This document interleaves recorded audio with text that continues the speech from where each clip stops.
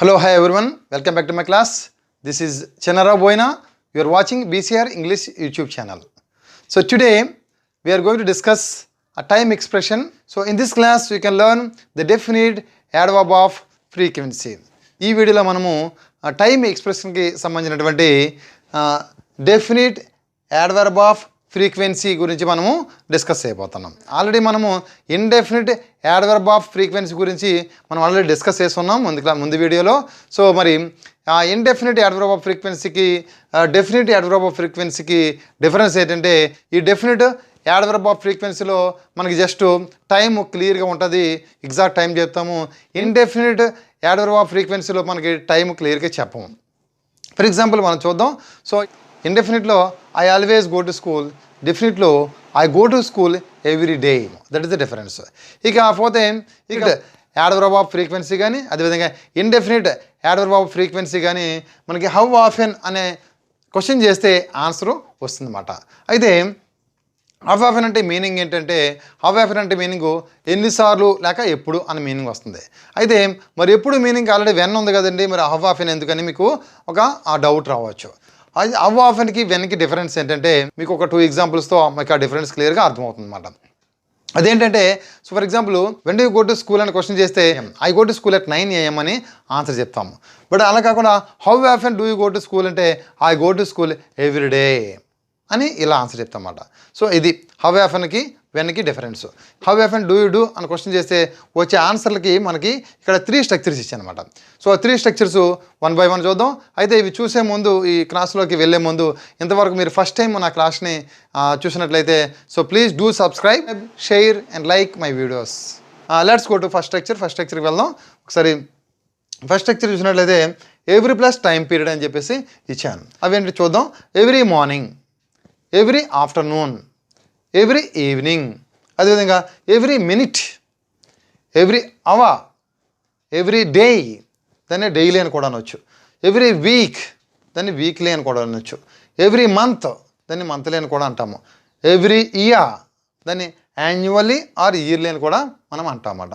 So ఇది అది వీటిపైన కొన్ని క్వశ్చన్స్ ఫ్రేమ్ చేద్దాం. సో ఆన్సర్స్ ఇక్కడ రాశాను. సో చూద్దాం 1 by 1 చూద్దాం. For example, how often do you check your phone for new messages? I check my phone every hour for new messages. నా ఫోను మెసేజెస్ గురించి నేను ప్రతి అవరు చూస్తూ ఉంటాను. దానికి ఎవ్రీ మార్నింగ్ ఛాన్స్ ఉందా? ఓకే, ఎవ్రీ మార్నింగ్ అనేది మనం మార్నింగ్ కదా, ఆఫ్టర్నూన్ ఈవినింగ్ కూడా చూస్తాం, కాబట్టి అది పాసిబిలిటీ లేదు. So every minute, for some people it may be possible. కొంతమందికి ఎవ్రీ మినిట్ అనేది పాసిబిలిటీ ఉండొచ్చు, ప్రతి నిమిషం చెక్ చేసుకోవడం అనేది ఫోన్. సో ఎవ్రీ అవర్ అంటే ప్రతి గంటకి ఒకసారి ఫోన్ చూసుకోవడం అని, ఇలా ఎవ్రీ అవర్ కానీ ఎవ్రీ మినిట్ కానీ పాసిబిలిటీ ఉంటుంది. I check my phone every hour or every minute. Next second question, how often do you drink milk? మరి పాలు ఎప్పుడు తాగుతావు అంటే, so I drink milk every morning, ప్రతి మార్నింగు, లేకపోతే I drink milk every evening, ఇలా ఈ విధంగా మనం చెప్పుకోవచ్చు. ఇక థర్డ్ క్వశ్చన్ చూద్దాం. How often do you do yoga? మరి యోగా ఎప్పుడు చేస్తారంటే answer I do yoga every day అని ఆన్సర్ చెప్పుకోవచ్చు. ఇక నెక్స్ట్ ఫోర్త్ సెంటెన్స్కి క్వశ్చన్ చేద్దాం. So how often do you go for swimming అంటే I go for swimming every week, ఈ విధంగా ఆన్సర్ చెప్పుకోవచ్చు. ఇక నెక్స్ట్ ఫిఫ్త్ సెంటెన్స్కి క్వశ్చన్ చేద్దాం. How often do you get your hair cut? నువ్వు మరి నీ హెయిర్ కట్ ఎప్పుడు చేయించుకుంటావు అని అంటే, సో నేను ప్రతి నెల చేయించుకుంటానని ఆన్సర్ అన్నమాట. ఇక నెక్స్ట్ 6th సెంటెన్స్ చూద్దాం, దాన్ని క్వశ్చన్ చేద్దాం. How often do you pay the subscription of the magazine?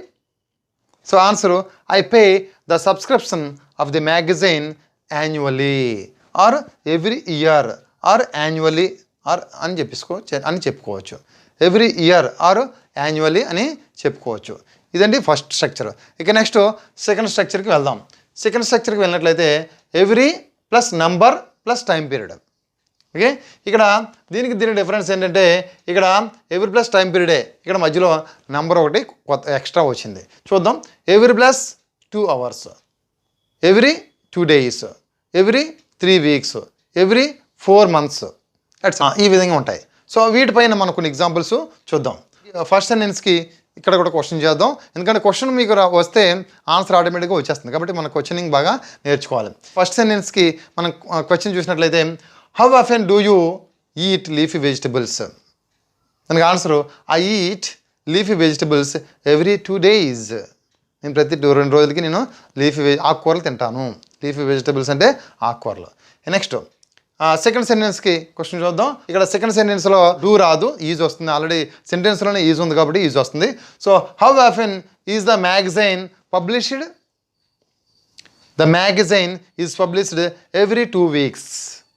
ప్రతి 2 వారాలకి ఆ మ్యాగజైన్ పబ్లిష్ అవుతుంది.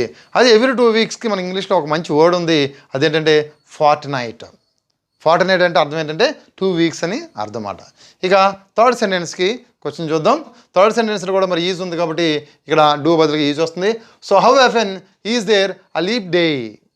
అంటే answer there is a leap day every 4 years అని ఆన్సర్ చెప్పుకోవచ్చు.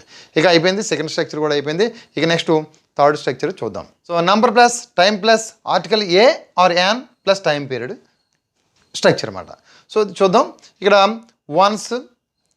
వన్స్ ట్వైస్, జనరల్గా మనం 1 time 2 time అని అనకూడదు, వన్స్ ట్వైస్ అనాలి. సో 3 times 4 times, ఓకే, ఇంకా 5 times ఆర్ మెనీ టైమ్స్. అదేవిధంగా నెగిటివ్ అయితే నెవర్ అని యూజ్ చేస్తాం అన్నమాట.